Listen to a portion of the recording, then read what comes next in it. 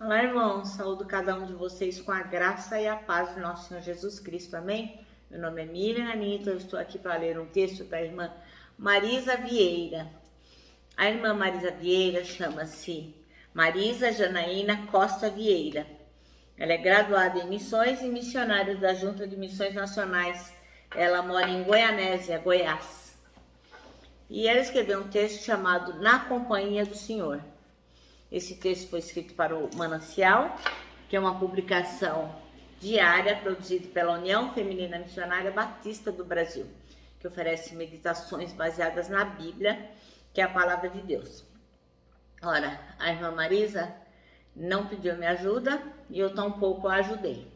Então, esse texto foi escrito totalmente por ela e eu vou fazer o quê? Vou ler juntamente com os irmãos e contar aquilo que eu entendi, tá bom? Isto esclarecido, vamos orar pedindo ao Senhor que nos ensine o que temos para aprender.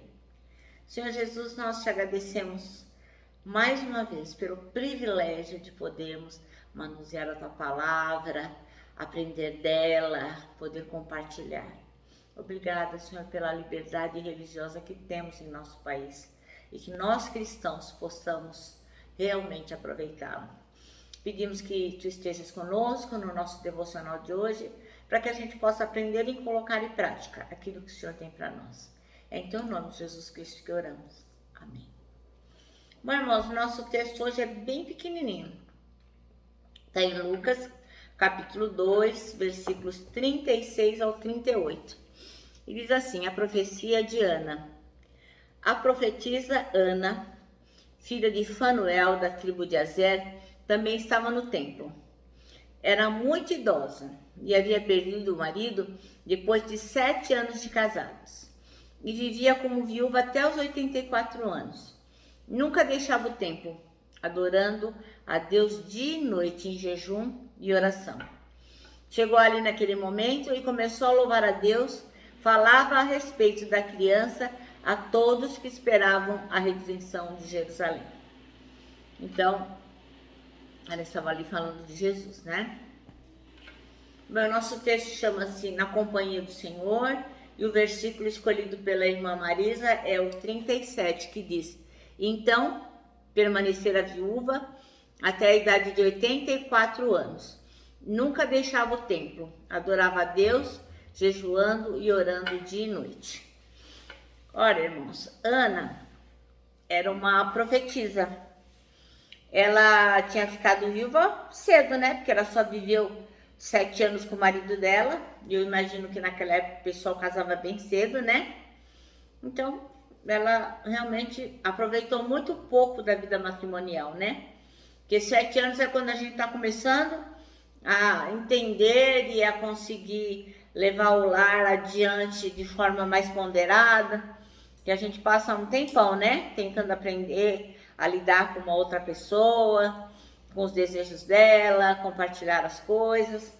Então a Ana realmente viveu muito pouco com o marido dela, né? E obviamente o processo de luto é bastante doloroso. É muito triste a gente perder uma pessoa amada, né?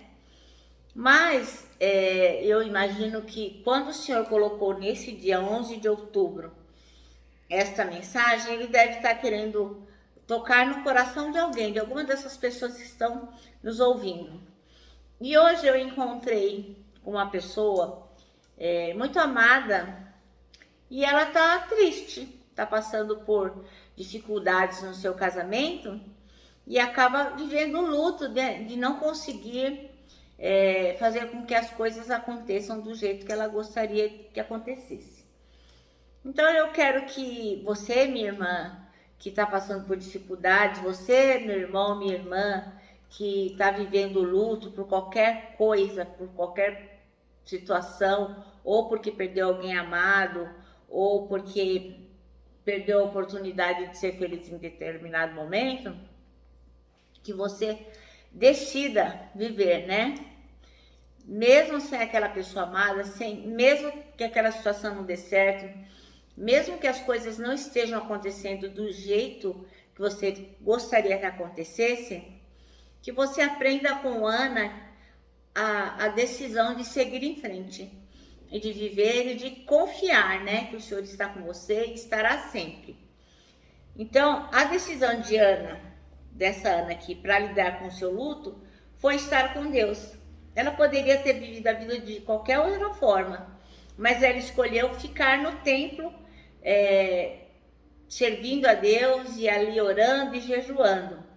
Então ela preferiu permanecer em oração, adorando ao Senhor dia e noite, e passou anos e anos e anos, ela já estava velhinha.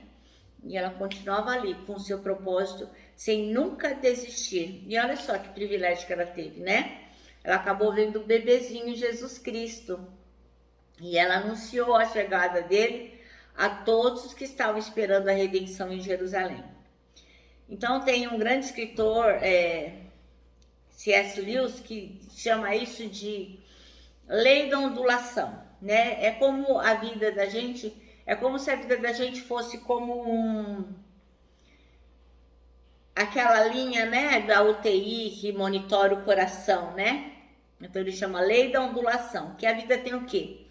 Altos e baixos, altos e baixos. São coisas que a gente vai passando pela vida, né? Tem dia que a gente não tá bem com o marido, tem dia que a gente briga com os filhos, tem dia que a gente está desanimado espiritualmente, outros que a gente perde uma pessoa amada, outros perdem emprego, outros está sem dinheiro, enfim, a nossa vida é cheia de dificuldades, né? Mas também a gente tem muitos momentos alegres na vida, né? Momentos em que há casamentos, nascimentos, onde as pessoas se formam, conseguem um emprego novo, um bebezinho novo na família, uma pessoa que a gente ama que se converte. Então, assim, a vida da gente tem sempre altos e baixos, né?